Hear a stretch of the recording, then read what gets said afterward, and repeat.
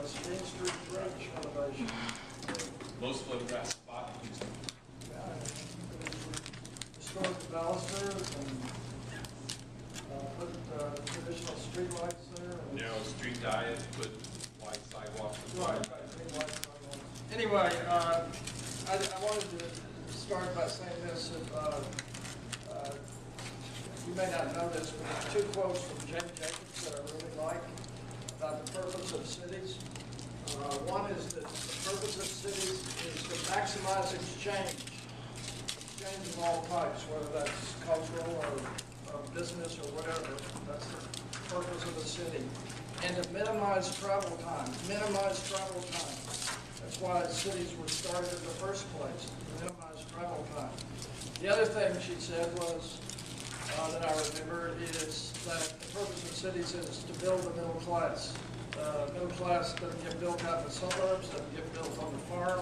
People who move to the suburbs are already middle class in general.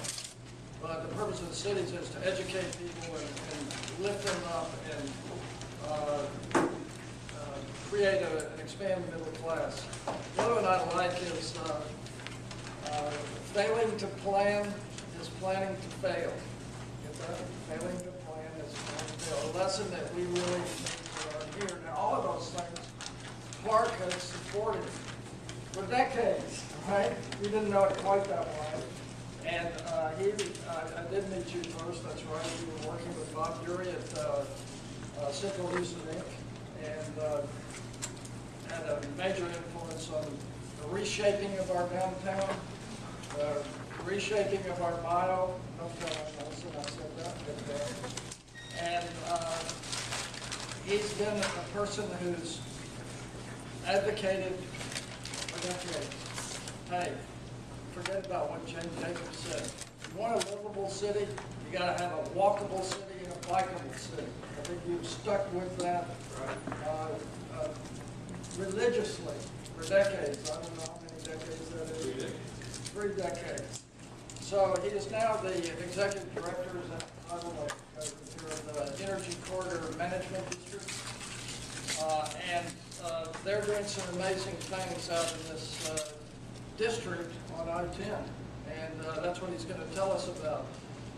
We need more districts in Houston that are walkable and bikeable and planned. And I think we can safely say that Energy Corridor District is beneficiary of a lot of great planning and thinking about quality of life and livability in that area. So with that said, I'll let Clark take over.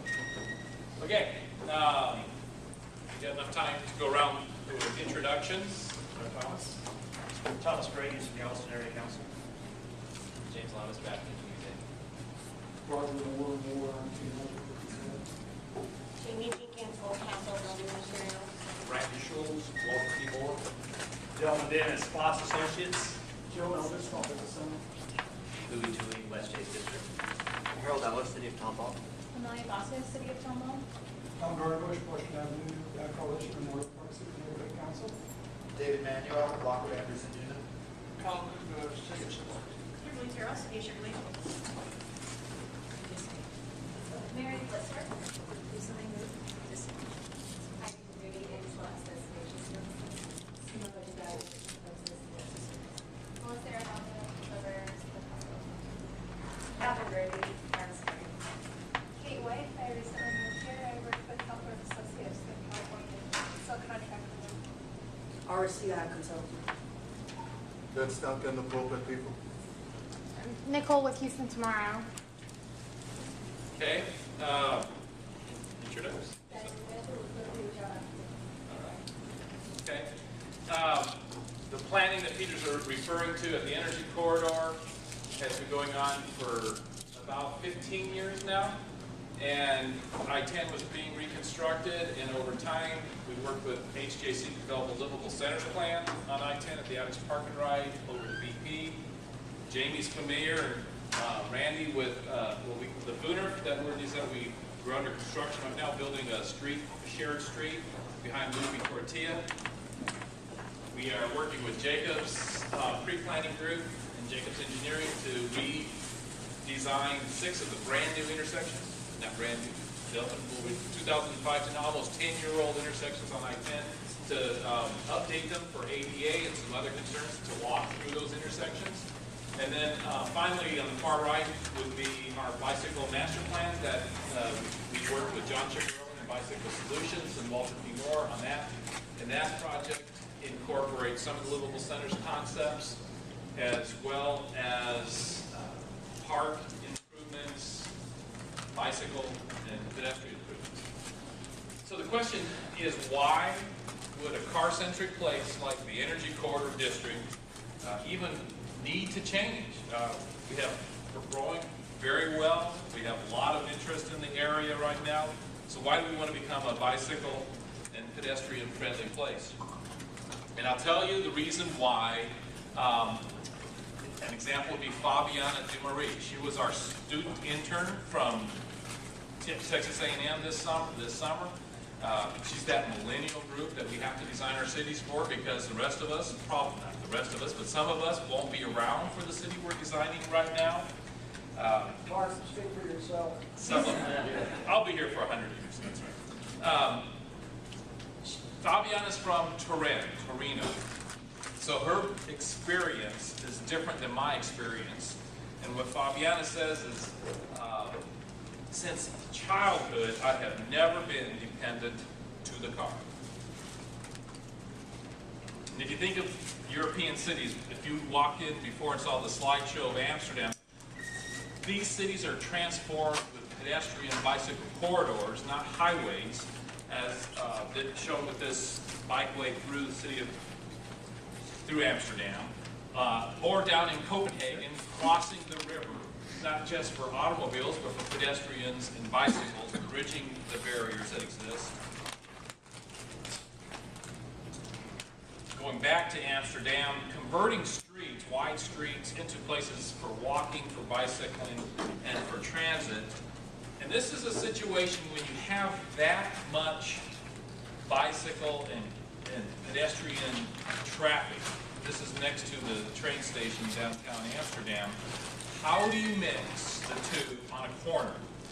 And if you know that it's illegal for me to ride my bicycle in the crosswalk, you'll see a lot of people disembarking, getting off their bikes and walking with the pedestrian, but you see other crosswalks that have a zone for the pedestrian and a zone for the bicycle, so you can cross the street on your bike or walking. But at the corner, how are you going to make the two fit together? Hey, Ryan. Good to see you. Yeah. Okay. Once you've got all that traffic, and we anticipated, how do you accommodate those bicycles when they're at your center? Walking, I just walk into the building from there. What I found amazing in the European cities, it's not necessarily bike rack everywhere, but it's some sort of architecture, whether it's the railing along the river or along a ramp that becomes the natural place to lock your bicycle. Or just out on the sidewalk, and this is in The Hague, showing every block would have a situation like this in a city that's been rebuilt to accommodate bicycling and walking. And in the case of at your train station where you don't have room for cars, here in Amsterdam, the multi-deck is a bike parking structure. This is not a car parking structure. So what you have here are people walking. They've used not a motorized vehicle to get to where they're going, but they're walking at that last 100 feet to get to the train station, and then they're taking that train to go to their destination. This train happens to be going to The Hague. So for Fabiana and her family, they've left that behind. They moved to College Station. It really doesn't offer that pedestrian-friendly environment that she had to leave Italy to experience. And they've left College Station to be closer to Houston because of the travel time that they were having between College Station and Houston. Fortunately, unfortunately, they picked a place in between College Station and Houston. Happens to be the Bridgeland on Grand Parkway right now, or Fry Road. And because of that long drive, they've moved to a place closer, Cypress, Texas. one of our master plan communities where they have the sidewalks and the pedestrian environment to get you from your home to the park, to the lakes that they have there. But when she was working for the energy corridor, she now faces a new set of American problems. That sedentary lifestyle that we have is different than she had as a European. Here our roads and cities are different. Roads from home to work or from home to school, they don't have the infrastructure to support the walking and biking that we just showed. And this is caused, of course, by urban sprawl across our plains, and it limits physical activities.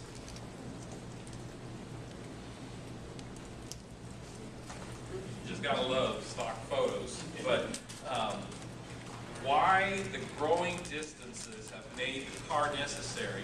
It's because it's more convenient, it's easier, it's faster to get around from place to place in your car. But what was once seen as a convenience has become a headache, and it's become our problem instead. So if you think of her trip to the energy corridor along our congested highways, what can we do to solve these problems? Well, primarily promote pedestrian-friendly strategies for future development. Invest in infrastructure that can support bicycles and pedestrians, and create more mixed land use areas that will help to generate a new pedestrian-friendly place. All right, so now I'll get into what's happening in the energy corridor. We are experiencing unprecedented growth, probably not even seen in downtown at any period of time.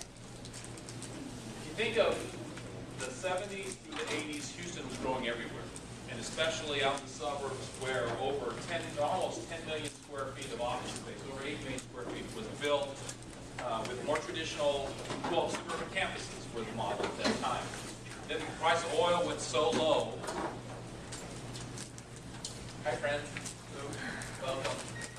That for the next 2 decades, and these are the 2 decades where I was working with Peter downtown and others, trying to figure out how do we recover from the financial debacle that we had in the energy business in Houston.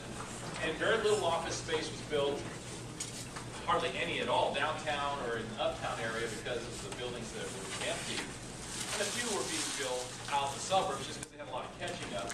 The decade we're experiencing right now is equal to or greater than anything that we've experienced in the history anywhere in Houston, Texas. So we have approximately 12 million square feet of office space under construction today. What this slide is showing you is that change that has happened over the decades.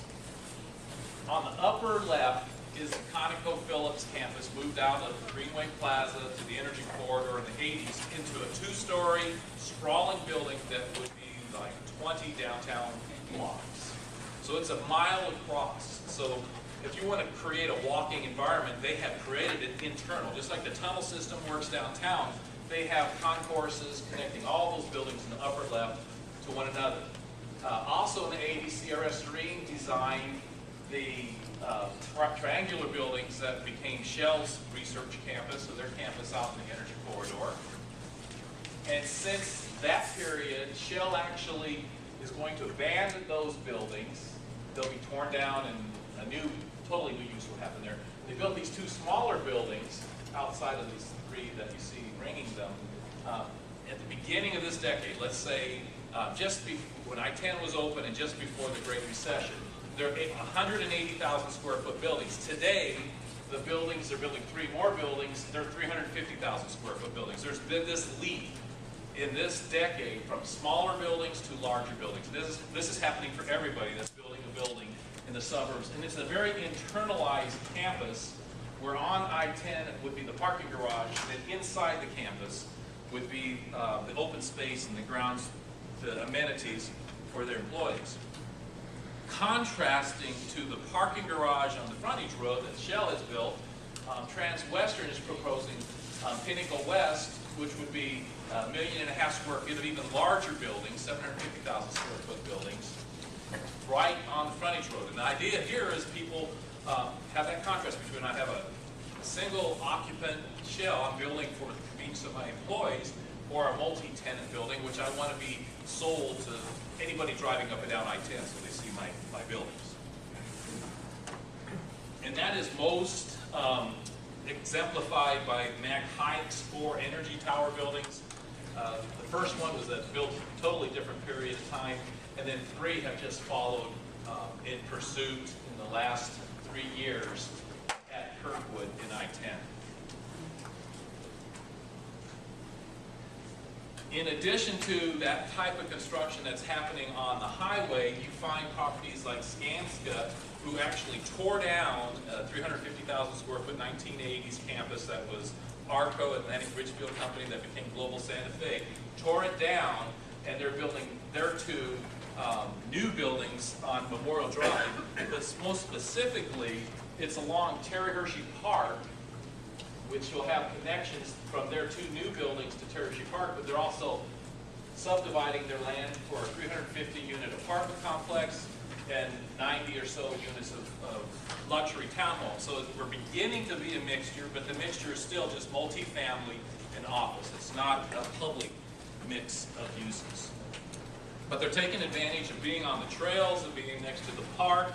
And in the case of Hines developed Westlake for Amoco, which is now BP, and that Westlake campus has been updated with new sidewalks and access with ADA ramps, and then the energy quarters come in and infilled with bus shelters and some other amenities to make a more walkable campus for them. But what's amazing, in addition to the walking, is the support for bicycling. And it's not just the energy corridor. You'll find it throughout the city. I would give credit to the BP MS-150 bicycle teams that these corporate companies have supported.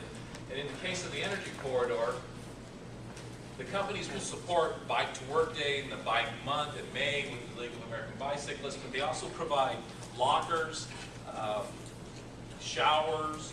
They'll provide special facilities to lock your bike up, and even go so far as to provide repair stands and parts, so that if you had a flat tire, you could just go to your company's locker, pull out a new tube or get a new cable, put your bike on the bike stand, make your repair, fine-tune it, and you can return home with your bike in better condition than when you came to work.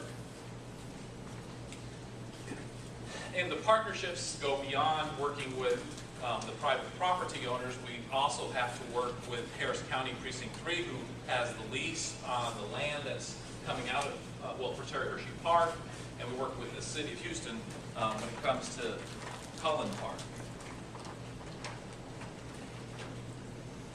I'll leave this up for just a little while so I catch up. The energy corridor is 20 miles west of downtown. If you're not familiar with our location, we're west of Beltway 8, east, pretty much around Highway 6.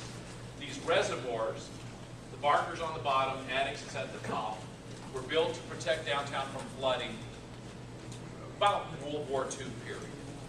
And if you notice these green areas coming off of the reservoirs, those would be the spillways, because you've got to have a lot of green area, a lot of land for the dams to empty out. The one on the south happens to be emptying into Buffalo Bayou. The one on the north is emptying into Langham Creek.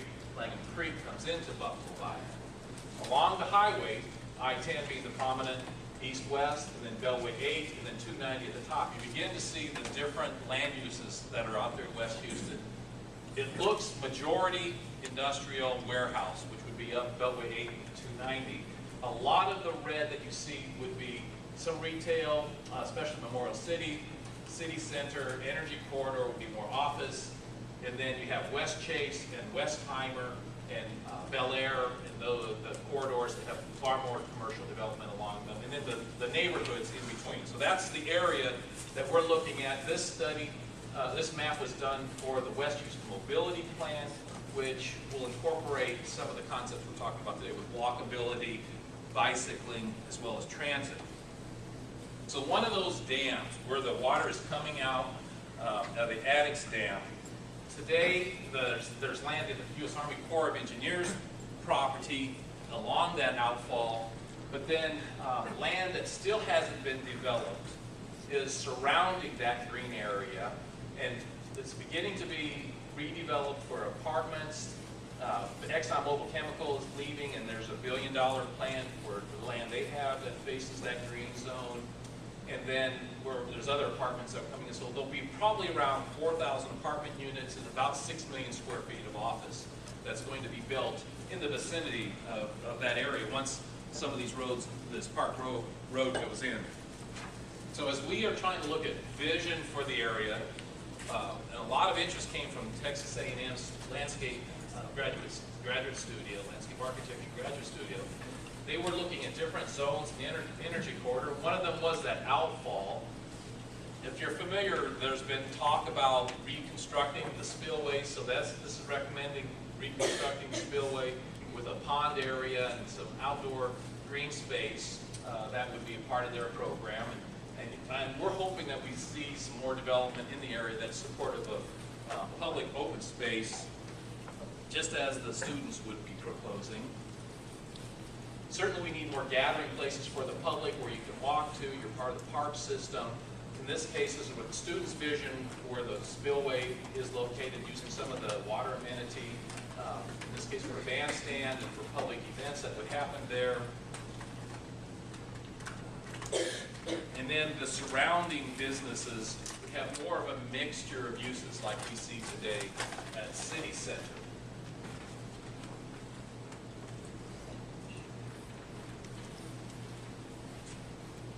Okay, that's great. Walking, bicycling, open space parks, mixed uses, we all would, if you're in this room, probably that's our mantra. But that's not really Houston. That might be a small set of Houston. And what we're recognizing in the energy corridor, which is the T shape to the left, downtown is the yellow on the far right, and then there's this corridor, you can call it the Buffalo Bayou Corridor of Wealth, from downtown out to Katy. The development, that's whether it's in Greenway Plaza, Uptown, West Chase, Memorial City, Energy Corridor, continuing all the way up to the Brazos River, people are now living way beyond metro service area, which is shown in green, into the areas of Fulshire, Simonton, Brookshire, and Katy, and yet they have to get to work in the city. And once they're in the city, certainly we want to capture them as our pedestrians or people that would be activating our space.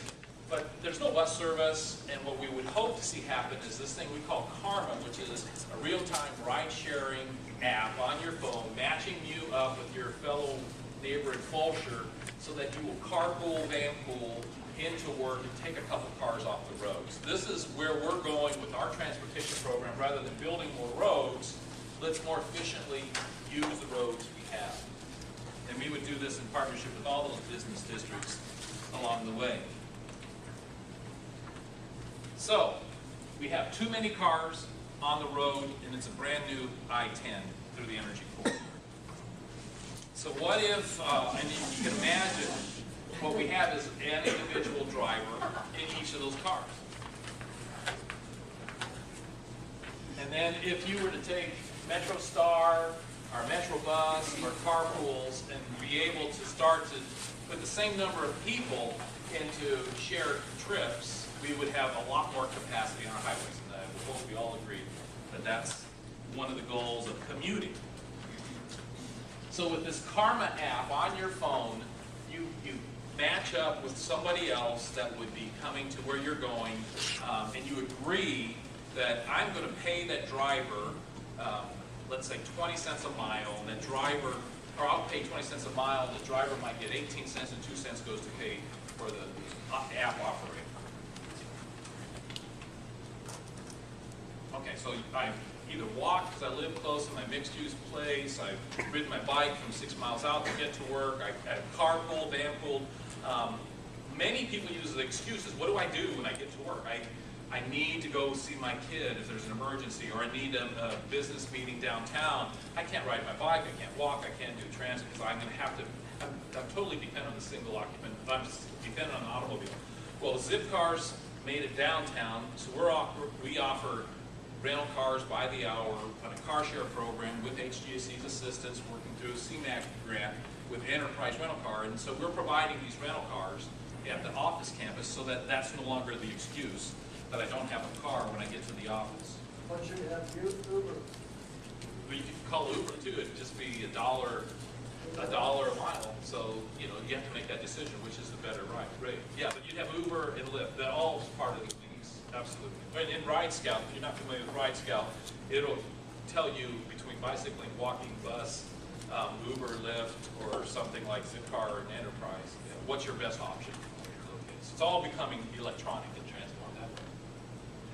So I'm a planner, background in architecture, urban design, and I look at that zone from Greenway Plaza, because I drive here a lot to HGC meetings, uptown, which I kind of like to avoid with West Loop, and then West Chase, Memorial City Energy Corridor. These West Houston business districts, there's a lot of traffic coming and going between them. The idea here is in orange, let's continue the HOV system that we have with two-way bus service on 59, West Park be added, I-10, 290. But let's make these connections. The BRT connection that's being proposed at Uptown would do a transfer to the Northwest Transit Center and down to the West Park Transit Center, so that we really want that to succeed for Post Oak, because it ties in with what happened at Memorial City, with what would happen at the Energy Corridor. What we would like to see is not just the BRT coming to the Uptown, but the University line, whatever that's going to be, going into Midtown, into downtown, and something new that would go out Westheimer, go along Gessner, and go along Eldridge, so that that would be an interconnected system of trolleys or BRT or light rail, whatever the technology is that's being developed. Now, it's not just the metro services, but how do I get to them? How do I walk or ride my bike? And so take all the utility corridors, take all the bayous, the parks area, or even certain streets, and let's make a connection that I can ride my bike or I could walk to get to that transit service. To get there, we conducted a 3-year analysis of trails in West Houston. We have a West Houston Trails Master Plan. The National Park Service gave us technical assistance with their Rivers Trails and Conservation Assistance Program. Greens Point has done the same thing, and developed a whole system of trails, 100 miles, with a 6-mile radius from the Adage Park and Ride lot. You can say this is similar to what the Bio Greenway Initiative is doing inside the loop on bayous, more inside the city with the parks board.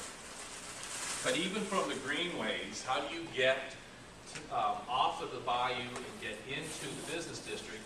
We've had to retrofit streets by putting in sidewalks where none existed, and the developers were not held liable to build them.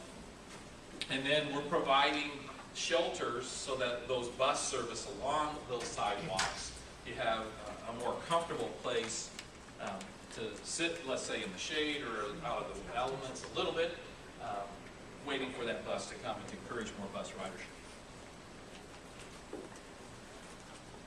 I'm not going to walk 6 miles across the energy corridor or 3 miles up and down, but I will walk a quarter mile every direction. So we're looking at half-mile diameters of pedestrian zones. And this is a 10-year-old diagram that we have as we start to look at intersections and sidewalks and parks, how we improve within each of these little ped zones, better places for walking, and then work with the adjacent property owners to encourage them to make connections into those improvements. There's a lot of those zones in an area. The board behind me would be the transportation enhancements that we're doing with Jacobs.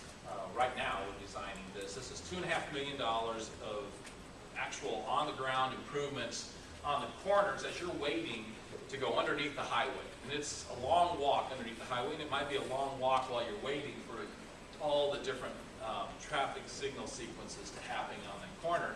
So we are suggesting that there be some form of shade, not just trees, because it takes a while for the trees to grow, but some sort of shade structure built into that corner and some other amenities for the pedestrian. We're updating that today so that it includes more of a cycle track component as well as a bicycle component. When we get to our boulevards, let's make sure we're continuing to keep it a green place with our esplanades that are landscaped, but let's not lose sight that what's really important would be the pedestrian movement on the sidewalks, and we call them garden walkways or cycle tracks with bicycles alongside the roadway. not only the pocket parks, but the bus shelters, and then bus stops, and then the idea that you would connect into the other parks that are at the lobbies for some of these buildings. Okay, so how do you transform that pencil concept in SketchUp, and you figure out on a corner, I want to make sure I have better crosswalks, better ramps, integrating, and this doesn't show the bicycle and the pedestrians, primarily is focused just on the pedestrians crossing. But I want to make sure that the motorist is seeing that pedestrian as they're crossing the street. And today, thank goodness, the Lamar cycle track was written up in the paper as giving that bicyclist a 5-second head start. Jeff Weatherford's smart enough to know that. Give that bike rider a head start. Give the pedestrian a head start when the light changes, so that they get out in front of the cars before the car either gets their green, or in the case of a left turn, so that they stop them from making their left turn and not paying attention to the pedestrian.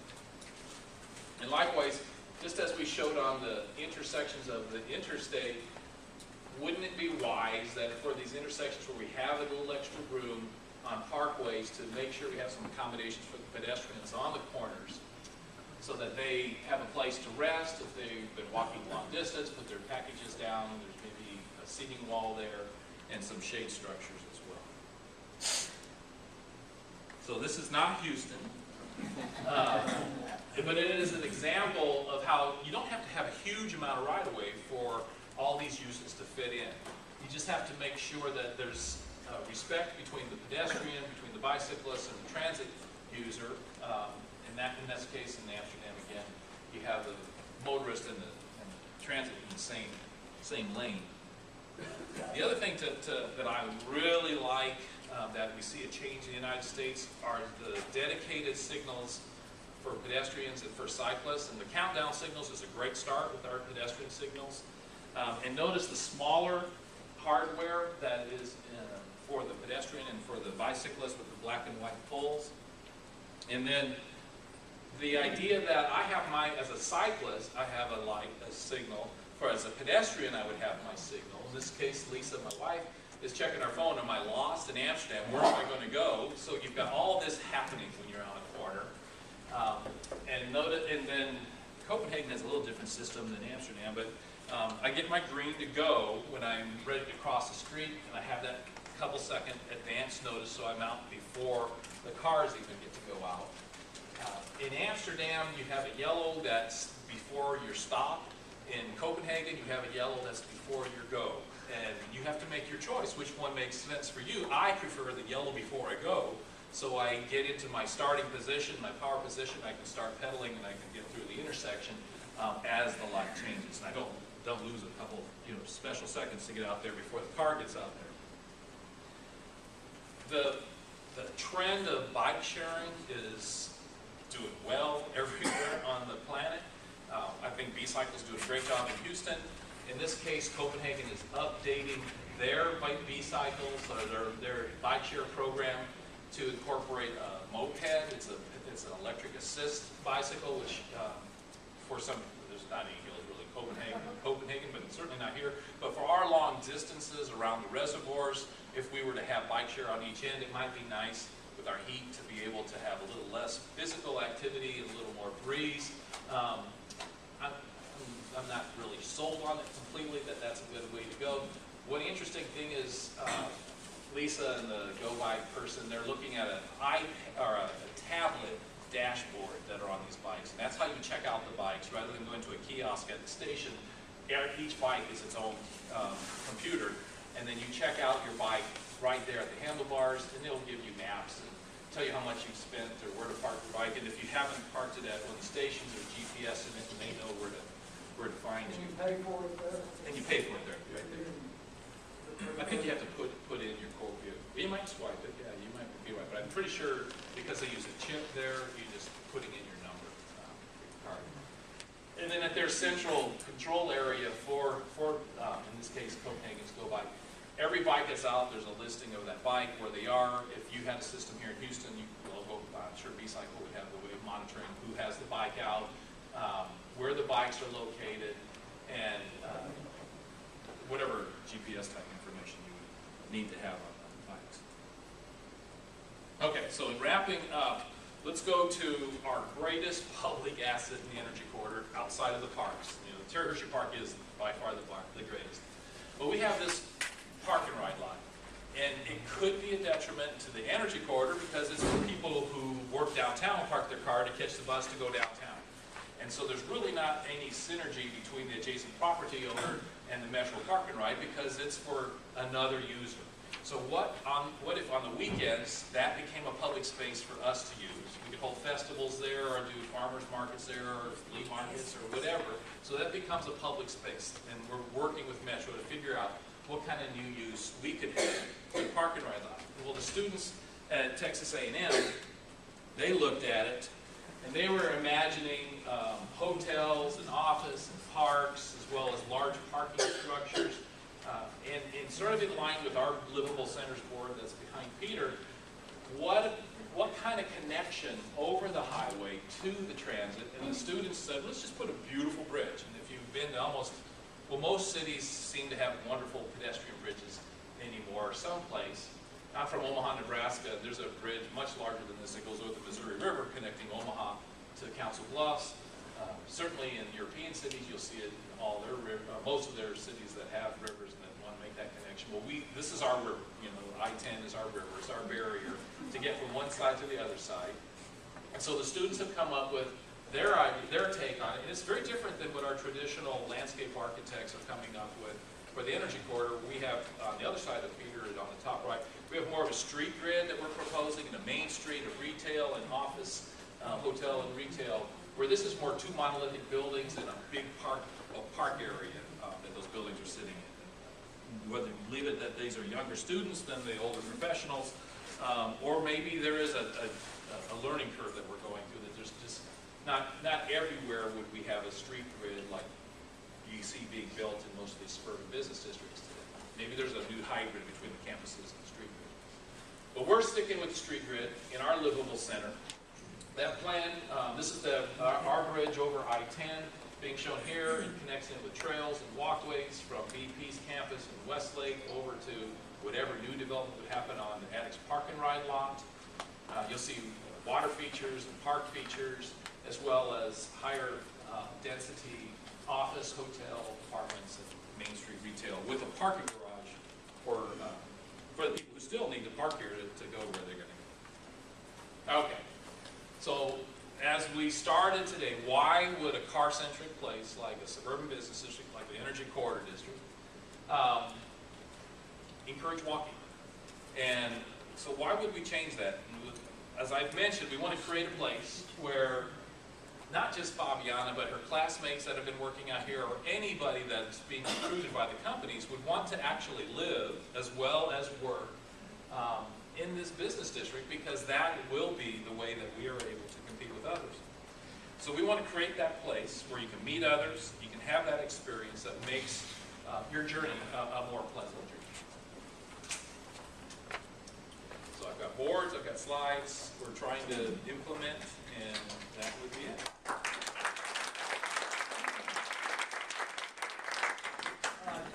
We want to have a question and answer period, but maybe, I don't think there are too many people, but the ones who did not introduce themselves, and if you have a question, you can start over here. Introduce yourself and with what group you're associated with. I'm Haley Pallister. I'm with Esther Robinson Company. We're landscape architects and planners, and I live very close to, not in the I was going to point it out during the slide. Del Balbi with Parabella Group Business Development, and my kids and I often go there and ride bikes all over the market. Dimitri Masson, HGC, and I also live there. I use Terry Hershey Life, running bike. Marian Dudek, citizen living in the neighborhood. Listen, in the South City of Stafford. My in-laws live there, therefore I do not. Well said. Steve Spillette, CDS Market Research, and I work and live and ride bikes and walk in the energy corridor. I'm Nicole Nealand. I work for Houston Tomorrow. I'm Kent Dussert, CDS Market Research, and I live and work in the energy corridor and do business with as well. We're going around and home again. No, he just wanted to do this. Speak up. Say You your name. just wanted the guys that didn't introduce themselves, right? Okay. I'm Kim Hess.